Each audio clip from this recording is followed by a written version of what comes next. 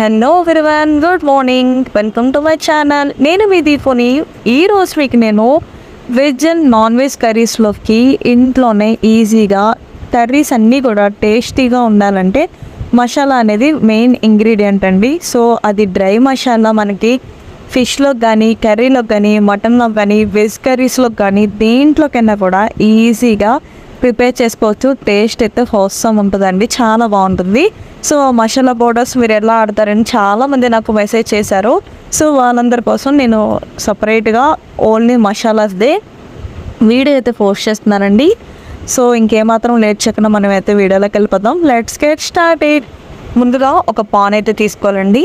అది అంతా కొంచెం హీట్ అయిన తర్వాత దాంట్లోకి మనకు కావాల్సినవి ధనియాలండి. మీకు ఎన్ని డేస్ నిల్వ ఉంటుందో నిల్వ కావాలో చూసుకోండి. మీరు ఈ మసాలా 2 months అయినా కూడా అలానే ఉంటుంది.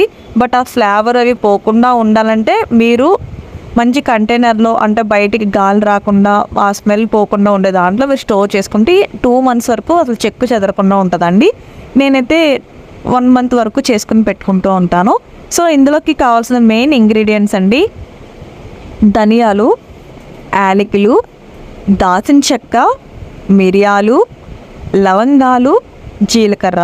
ఇవన్నీ కూడా నేను ఎట్లా వేసుకున్నానంటే 3 tablespoon ధనియాలు వేసుకున్నాను, 2 tablespoon జీలకర్ర వేసుకున్నాను, ఒక 10 లవంగాలు వేసుకున్నానండి, ఒక 4 యాలకులు వేసుకున్నాను, 1.5 tablespoon మిరియాలు అనేది యాడ్ చేసుకున్నానండి. ఇవన్నీ కూడా మనం బాగా డ్రై రోస్ట్ చేసుకోవాలి.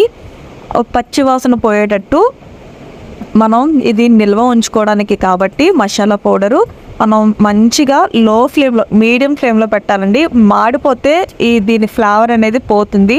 సో ఇవన్నీ కూడా మసాలా ఐటమ్స్ అన్నీ కూడా మాడిపోకుండా చూసుకోవాలి. మాడిపోకుండా జాగ్రత్తగా మనం ఫ్రై చేసుకుంటూ ఉండాలి. దగ్గరే ఉండి తిప్పుతూ ఉండాలండి, లేదంటే ఉత్తినే మాడిపోతూ ఉంటుంది.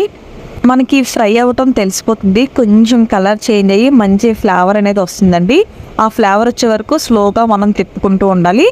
తర్వాత దీన్ని మనం బాగా చల్లారనివ్వాలండి. చల్లారనిచ్చిన తర్వాత మీకు చూపిస్తున్నాను కదండి, ఈ విధంగా మీరు డైరెక్ట్ మసాలా అనేది మిక్సీ పట్టుకోవాలి.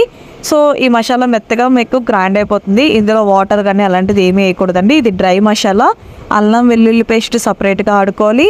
పైన వేసే మనం బయట నుంచి తెచ్చుకుంటాం చూసారా, chicken masala powder, mutton masala powder అలా తెచ్చుకుంటూ ఉంటాం కదా, అలా బయట నుంచి గరం మసాలా ఇలాంటివి ఏమీ బయట నుంచి కొనుక్కోకుండా ఈజీగా మనం చాట్లోకి కానివ్వండి, కర్రీస్లోకి కానివ్వండి, వెజ్ ఆర్ నాన్ వెజ్ ఏ కర్రీస్లోకైనా, ఆఖరికి బిర్యానీలోకి కూడా ఇదే మసాలా నేనైతే యూస్ చేస్తాను. నేను వంటకం చేస్తే మాకు బయట వరకు వస్తుంది స్మెల్, అంత గుమగుమలాడుతూ ఉంటుంది. మనం కర్రీ అనేది మంచి స్మెల్ వచ్చి మంచి ఫ్లేవర్ టేస్టీ ఉండాలంటే మెయిన్ ఇంగ్రీడియంట్స్ మనకేంటి అంటే మసాలా అండి. మసాలాని బట్టి మనకి కర్రీ అనేది స్మెల్ బాగుంటుంది. ఉడుకుతుంటేనే మనకి మంచి టేస్ట్ అనేది వస్తుంది. సో మీకు కర్రీ లాస్ట్లో ఈ మసాలా పౌడర్ జిమ్మేసుకుంటే సరిపోతుంది. ఒకసారి మీరు కూడా ఇలా మసాలా ఆడుకుని ట్రై చేయండి. కర్రీస్ అనేది చాలా బాగుంటుంది. ఈ వీడియో కానీ మీకు నచ్చినట్లయితే ప్లీజ్ ఫ్రెండ్స్ లైక్ చేయండి, షేర్ చేయండి, అలాగే సబ్స్క్రైబ్ చేసుకోవడం మాత్రం మర్చిపోద్దు. మరిన్ని యూస్ఫుల్ వీడియోస్ని, ఇంట్రెస్టింగ్ టాపిక్స్ని మీ ముందు తీసుకురావాలంటే మన ఛానల్కి సపోర్ట్ చేయండి. Thanks for watching. బాయ్.